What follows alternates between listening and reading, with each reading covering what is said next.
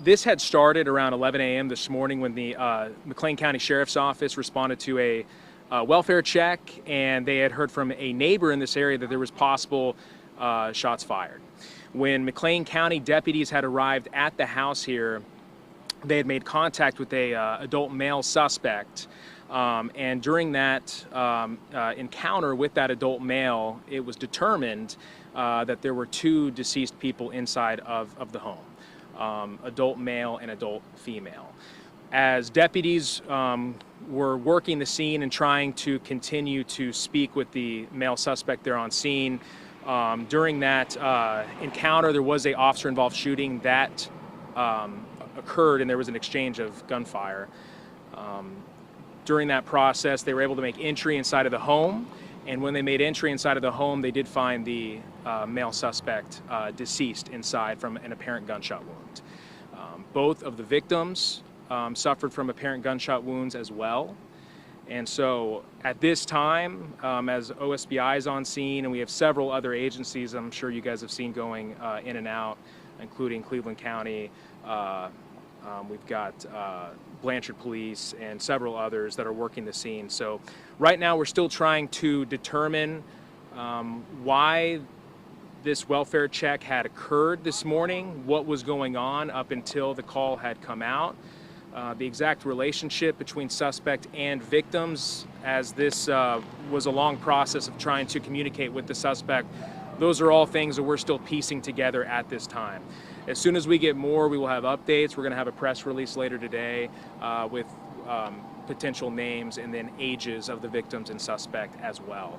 But as of right now, again, welfare check, possible shots fired, two victims deceased inside the home. A officer-involved shooting occurred when they tried to make contact with the suspect. Suspect is now deceased. No other injuries.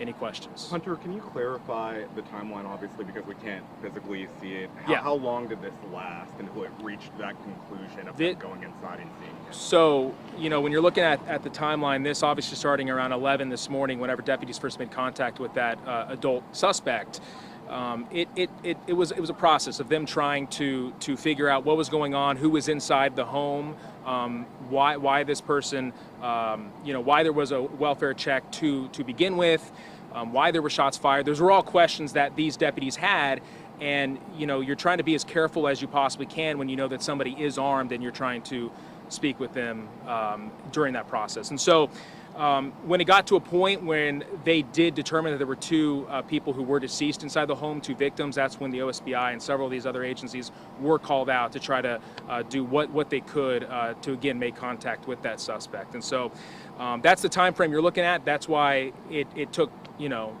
time, is because when you're in situations like this, you have to be as careful again as you possibly can. You guys have seen there's other neighbors in this area, other homes, and so that's part of that process. And again, we're fortunate that nobody else was hurt. Do you know, obviously this is pretty preliminary, do you know if the suspect died, their injuries were self-inflicted, or was it a result of that officer involved? So with this, like you said, with this being the very preliminary stages of the investigation, we're not sure of that yet. We do know that the suspect did die from a apparent gunshot wound, the victims as well. But during that officer-involved shooting, during that exchange of gunfire, what had exactly happened, we're still looking into that, and that's going to take time.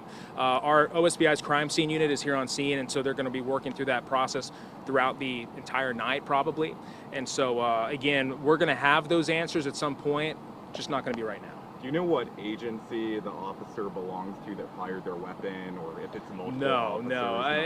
And again, that's going to take time too. There are a lot of agencies were there on scene when the officer-involved shooting occurred. We're going to have to look into all of that, of who exactly fired their weapon, and what had exactly led up to that in the moments leading up to the officer-involved shooting. So no ballpark in terms of one officer, two. No, we don't have that yet.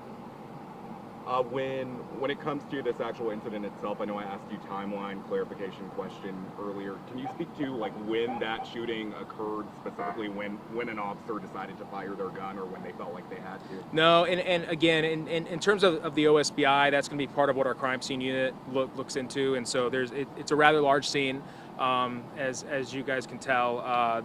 This is a rural area, and there was quite a bit of land around the home, and so looking into all of that, it's still going to take time, and what had actually led up to those shots being fired again, we're still going to have to look into that. And can you speak to when that decision was made to get you guys involved in it? You know, that decision was made when you're talking about a agency, McLean County Sheriff's Office, all of the police departments that are involved here. Sometimes when it gets to a point where you can determine that there were two victims deceased, two victims who were killed, you know, it takes time to look into what's exactly going on, and especially when you have a active shooter inside the house. So it was determined at that point that the McLean County Sheriff's Office thought that it would be necessary to ask for assistance at that point. And that's why you had the response from so many different Sheriff's Office police departments than the OSBI. And obviously with the OSBI, with some of the technology we have in our crime scene unit, that's why it was determined at that point, hey, we think that this could help. Depending on what happens. But as soon as you find out that there's two victims who were deceased from apparent gunshot wounds, obviously this becomes a large scene, and it's always necessary to get as much help as you possibly can. Talk about the danger and stress in situations like these. Obviously, when you're dealing with an individual that's allegedly killed two people, who is also armed and has barricaded themselves inside of a home, that really heightens the situation. I'm sure that officers really had to strategize and plan things out there. Well, I think what I can say in terms of that is that, like I said before, this could have been worse. I mean, when you're talking about a shooter that's inside of a home, somebody who is deemed and believed to have hurt and injured two other people, yeah, it heightens everything. And so you have to act quick. You have to get the necessary resources involved in order to do what's necessary to protect the people in this area. And you know, the McLean County Sheriff's Office did a great job of blocking off this street and making sure to notify the public, hey, you really shouldn't come through here at this time, and making sure that none of the neighbors in this area, again, rural area, but there's still neighbors, making sure that that people were far enough away and nobody else got hurt.